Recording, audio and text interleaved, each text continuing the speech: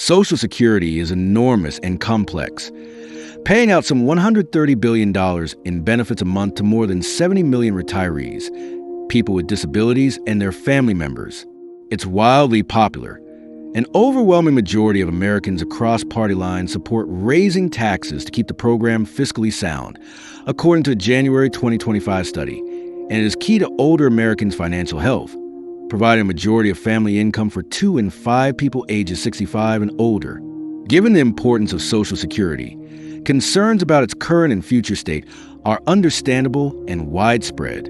Some of those concerns and the many changes to the program in its 90-year history have given rise to misconceptions about how it is funded and how it works. Here are the facts behind 10 of the most stubborn Social Security myths.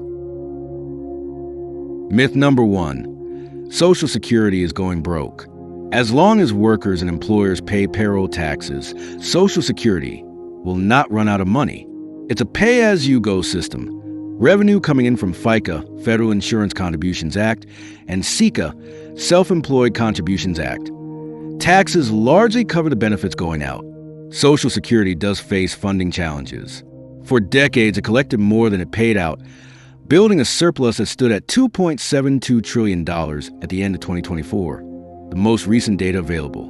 But the system is starting to pay out more than it takes in, largely because the retiree population is growing faster than the working population and living longer.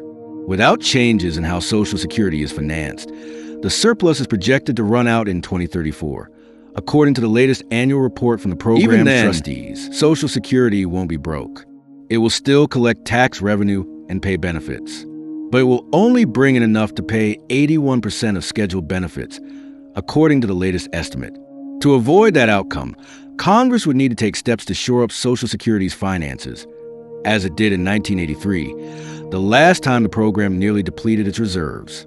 The steps then included raising the full retirement age, increasing the payroll tax rate, and introducing an income tax on benefits. Myth number 2, the Social Security retirement age is 65. Full retirement age, or FRA, the age when a worker qualifies to file for 100% of the benefit calculated from lifetime earnings history, is 66 in 10 months for people born in 1959 and 67 for those born in 1960 and after. Anyone born before 1959 has already reached it. The 65 threshold is a long-time Social Security truth that became a myth. When Social Security was created in 1935, 65 was set as the age of eligibility. In later decades, the minimum eligibility age was lowered to 62, at which people could claim a reduced benefit. But 65 remained the standard for full retirement. That changed with the 1983 overhaul, which raised the retirement age to reduce Social Security's costs. The increase is being phased in over time. 2002 was the last year in which people turning 65 could claim their full benefit. But the myth dies hard. A recent survey by insurance company Allianz Life found that a majority of Americans, 55%, still believe the Social Security full retirement age is 65. Myth number 3, the annual COLA is guaranteed. Since 1975, Social Security law has mandated that benefit amounts be adjusted annually to keep pace with inflation. However, there is no requirement that this cost of living adjustment, COLA, result in a yearly increase. The COLA is tied to a federal index of prices for select consumer goods and services called the CPIW. Benefits are adjusted annually based on changes in the CPIW from the third quarter of one year to the third quarter of the next. In the third quarter of 2025, the index showed a 2.8% increase in prices, so benefits will be 2.8% higher in 2026. But if the index doesn't show a statistically measurable rise in prices, if there's effectively no inflation, then there's no adjustment to benefits. This has happened 3 times since the current formula was adopted in 2010, 2011, and 2016. This process is automatic. It does not involve the president or Congress. They would have to take separate action to change the COL. Myth number 4, members of Congress don't pay into Social Security. A common complaint about Social Security is that members of Congress don't bother fixing the program because it doesn't cover them. Actually, it does. Members of Congress came under the Social Security umbrella in 1984, along with the rest of the federal workforce, as part of the sweeping changes to the program enacted the previous year. Before that, senators and representatives did not pay into Social Security and were instead fully covered by a pension plan called the Civil Service Retirement System, CSRS. Those in office on January 1st, 1984, were allowed to remain in CSRS, but only in conjunction with Social Security. If you're keeping score, 5 senators and 4 House members remain from those days. Those elected since are covered by Social Security, as well as a pension program that replaced CSRS. Either way, members of Congress pay into Social Security, just like most American workers. Myth number 5, the government raided Social Security to pay for other programs. The 2 trust funds that pay out Social Security benefits, one for retirees and their survivors, the other for people with disabilities, have never been part of the federal government's general fund. Social Security is a separate, self-funded program. Here's how. Social Security's tax revenue is, by law, invested in special U.S. Treasury securities. As with all Treasury bonds, the federal government can spend the proceeds on a variety of programs.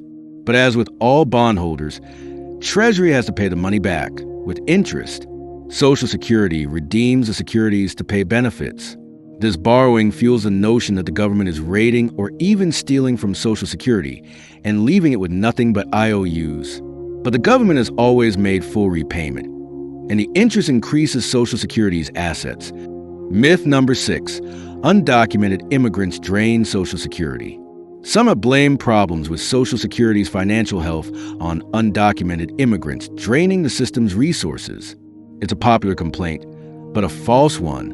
Non-citizens who live and work in the U.S. legally can qualify for Social Security under the same terms as native-born and naturalized Americans, but undocumented people are not allowed to claim benefits. There is evidence that undocumented workers actually improve Social Security's bottom line. Some do obtain Social Security numbers under false pretenses, and payroll taxes are withheld from their wages even though they are not eligible to later collect benefits. Undocumented immigrants paid $25.7 billion into Social Security in 2022, according to a July 2024 report from the Nonpartisan Institute on Taxation and Economic Policy. Myth number 7. Social Security is like a retirement savings account. The government does not stow your payroll tax contributions in a personal account for you to be paid out with interest when you retire. Your benefit is based on how much money you earned over your working life, not on how much you paid into the system. As noted above, those contributions fund benefits for current retirees and their survivors and people with disabilities. When you retire, those still working will cover your benefits, and so on. Over their lifetimes, most people get more from Social Security and Medicare, which is also partially funded by payroll tax contributions, than they pay in, according to analyses by the Urban Institute, a nonpartisan think tank. Still, you might think of Social Security less like saving for retirement. There are other vehicles for that, and more like an earned benefit the government promises to pay so you have at least some income in your later years. Myth number 8. You don't pay taxes on Social Security benefits. This was true until 1984. The Social Security overhaul passed by Congress and signed by President Ronald Reagan a year before included provision that made a portion of Social Security benefits taxable, depending on your income level. You will pay federal income tax on up to 50% of your benefits if your income for the year is $25,000 to $34,000 for an individual filer and $32,000 to $44,000 for a couple filing jointly. Above those thresholds, up to 85% of benefits are taxable.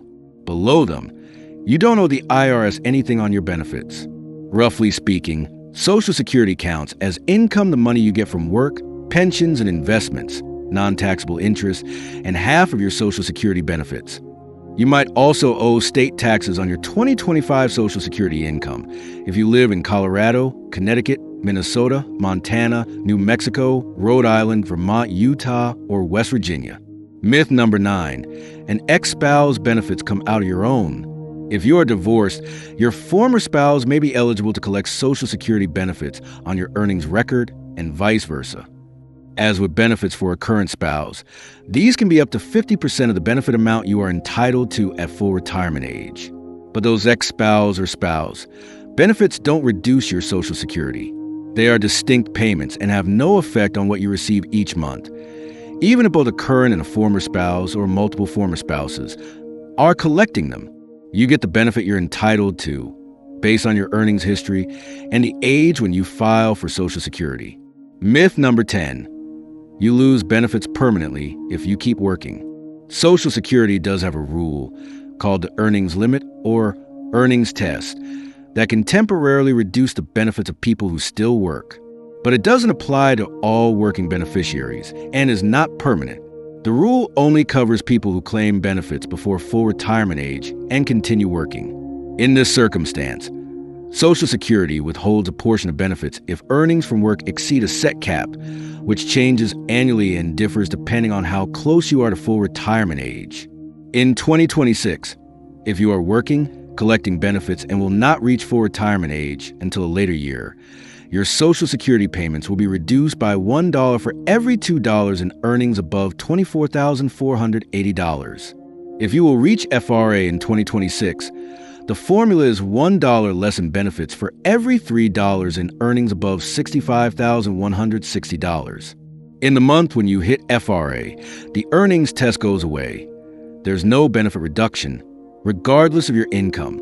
Social Security also adjusts your benefit upward, so that over time, you recoup the money that was withheld. Before you go, don't forget to subscribe. I've got more myth-busting videos and practical tips coming your way, and I'd love to have you along for the journey.